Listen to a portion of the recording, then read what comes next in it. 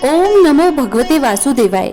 श्री आषाढ़ महात्म कथा 11वां अध्याय। सूर्य बोले, हे शौनकादिक ऋषियों, पिछले अध्याय में आपने सुना कि धर्मपुरी में तुलसी सेवा का महोत्सव आरंभ हुआ। राजा धर्मवीर के आदेश से प्रत्येक घर में संध्या के समय तुलसी माता के समक्ष दीप प्रज्वलित होने लगे। भगवान श्रीहरि की कृपा से लोगों के मन में भक्ति और करुणा का प्रकाश बढ़ने लगा। महर्षि ने राजा से कहा था, राजन, जहाँ तुलसी का सम्मान होता है वहाँ भगवान का निवास होता है, परंतु आषाढ़ मास में एक और ऐसा पुण्य है जिसे कभी नहीं भूलना चाहिए, वह है जलदान। राजा धर्मवीर ने यह बात अपने हृदय में धारण कर ली।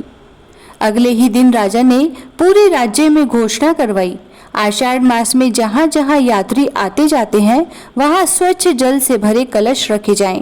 प्रत्येक मार्ग पर प्यासों के लिए प्याऊ की व्यवस्था की जाए। तभी धनपाल ने तुरंत आगे बढ़कर कहा, महाराज, नगर के सभी प्रमुख मार्गों का जल सेवा का पूरा खर्च मैं वहन करूंगा। राजा मुस्कुराए और बोले, धनपाल, अब तुम्हारा धन सचमुच भगवान के कार्य में लग रहा है। कुछ दिनों बाद दोपहर का समय था। वर्षा रुक चुकी थी, लेकिन वातावरण में उमस थी। उसी समय एक वृद्ध तीर्थयात्री धर्मपुरी पहुंचा। वह कई दिनों से पैदल यात्रा कर रहा था। उसके चरणों में छाले पड़ चुके थे और उसके होठ प्यास से सूख गए थे। वह धीरे धीरे चलते हुए एक वृक्ष के नीचे बैठ गया। उसके मुख से केवल इतना निकला, हे नारायण, यदि एक लोटा जल मिल जाए। उसी समय धनपाल वहां से गुजर रहा था। उसने वृद्ध की दशा देखी और बिना विलंब किए स्वयं कलश से जल भरकर उनके हाथों में दिया। वृद्ध ने दोनों हाथों से जल ग्रहण किया, आंखें बंद करके भगवान का स्मरण किया और धीरे धीरे जल पिया। जल पीते ही उनके चेहरे पर अद्भुत शांति छा गई। महर्षि भी उसी समय वहां आ पहुंचे। उन्होंने धनपाल से कहा, वत्स, भूखे को भोजन देना महान पुण्य है, परंतु प्यासे को जल देना तत्काल जीवन दान देने के समान है। आषाढ़ मास में जल दान केवल शरीर की प्यास नहीं बुझाता, बल्कि मनुष्य के भीतर दया का स्रोत भी प्रवाहित करता है।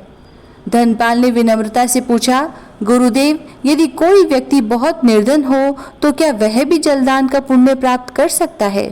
महर्षि बोले, वत्स, जलदान के लिए धन नहीं, भावना चाहिए। मिट्टी का एक घड़ा, स्वच्छ जल का एक लोटा और सेवा का एक भाव, यही भगवान को प्रिय है। वत्स, जलदान के लिए धन नहीं, भावना चाहिए।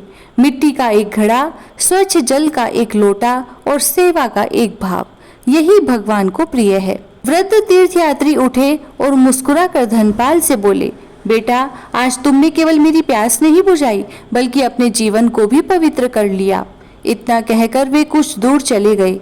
धनपाल ने उन्हें प्रणाम करने के लिए पीछे देखा, पर वहां कोई नहीं था। चारों ओर खुला मार्ग था, पर वह वृद्ध कहीं दिखाई नहीं दिए।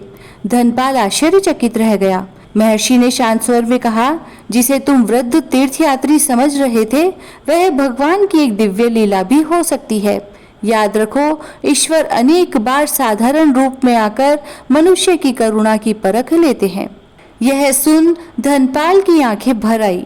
राजा धर्मवीर ने उसी दिन आदेश दिया कि पूरे आषाढ़ मास में प्रतिदिन प्रातः और संध्या जलदान किया जाए।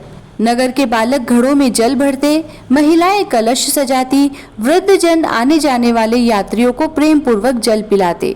धर्मपुरी की पहचान अब केवल समृद्धि से नहीं, बल्कि सेवा से होने लगी।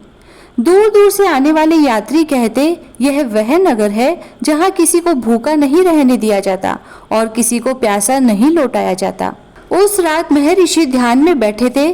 तभी भगवान श्रीहरि प्रकट होकर बोले, हे महर्षि, लोगों से कहना कि जो मनुष्य आषाढ़ मास में प्यासे को जल, भूखे को अन्न, गऊ को चारा और तुलसी को जल अर्पित करता है, उसके जीवन में मेरा आशीर्वाद सदैव बना रहता है। महर्षि ने अगले दिन यह संदेश राजसभा में सुनाया। राजा धर्मवीर, धनपाल और समस्त नगरवासियों ने एक स्वर में कहा, हम जीवन भर सेवा और भक्ति के इसी मार्ग पर चलेंगे। फिर सूर्य बोले, हे शौनकादिक ऋषियों, धर्मपुरी में अब अन्नदान, गो सेवा, तुलसी सेवा और जलदान, चारों धर्मों का सुंदर संगम हो चुका था।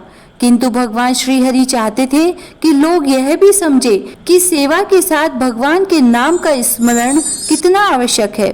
इसी समय धर्मपुरी में एक ऐसा व्यक्ति आया जो अत्यंत विद्वान था, पर उसके हृदय में भक्ति नहीं थी। उसके साथ होने वाला अद्भुत प्रसंग पूरे नगर को हरि नाम संकीर्तन की शक्ति का अनुभव कराएगा। हे मुनियों, अगले अध्याय में मैं हरि नाम की महिमा और भगवान श्री हरि की कृपा का दिव्य प्रसंग सुनाऊंगा। इति श्री आषाढ़ महात्म्य एकादशोध्याय संपूर्णः। जय श्री राधे।